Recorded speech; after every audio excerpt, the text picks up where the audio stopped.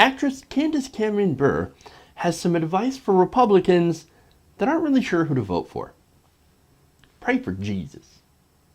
She said a bit of a circus. So what does Candace Cameron Bure think needs the Republican Party to unite it? Luckily, she's here on the couch, so I can just turn and say, so what's going to take to unite the Republican Party? Thank you. Always nice to be here. Nice to have you know what? I don't know what it's going to take. I am not a political expert, but I'm an American, and I hold conservative values, and I think at the end of the day, I realize I put my faith in Jesus Christ, not in any one person, and whoever becomes our candidate, our nominee, and eventually our president, I will pray for them and support that they make the best decisions for our country that they can. So I don't know. I'm not an expert. So since I'm not an expert and I can't be asked to use the Google, Jesus take the wheel and my ballot too, because making decisions and doing research is hard. I mean, look, let me break it down for you. This is pretty simple. You have loud racist bigot on one side, and then you've got creepy racist bigot on the other. And then you've got the guy who's essentially running just for the food. It's like Kasich is just taking advantage of the primary to go on an old American eating tour. Tough choices, right? Tough choices. Now, speaking of tough choices, or tough decisions, Ashley Earhardt had a follow-up question to that. Let's listen.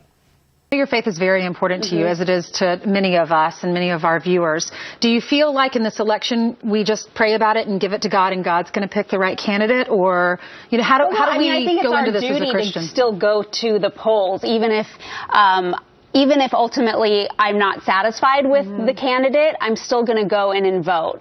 And I don't know who I'm going to vote for at this point. I honestly don't, but I will pray about the decision of who I'll vote for. I'll pray about it. Now, I have to remind you, this is a news channel. Not only is this a news channel, it's the biggest news channel in America. And what they're essentially doing is advocating a Groundhog Day on who should be elected to the most powerful position in the world. Let's wait until God tells me who to vote for. Give me a sign.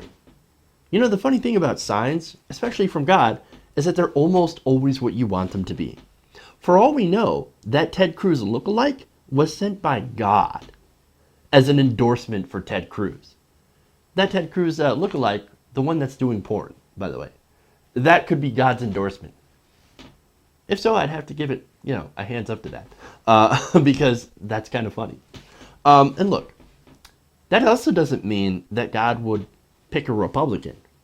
You could, for example, you could take that bird from the Bernie Sanders rally and call that a sign from God to vote for Bernie. That's a sign. It could be. Look, here's the truth of it, right? There's no evidence to support any of that. Leaning on a mythical sky fairy to make your decisions for you actually shows that you have a lack of willpower and lack of a capability to make your own decisions. Just pick a candidate based on their policies, based on their records. I know that involves work, and I know that involves looking up facts. I get it. But see, that's what you should be doing.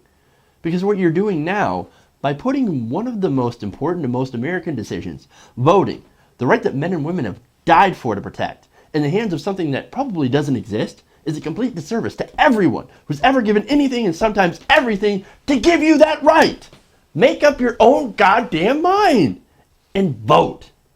It is simply that simple.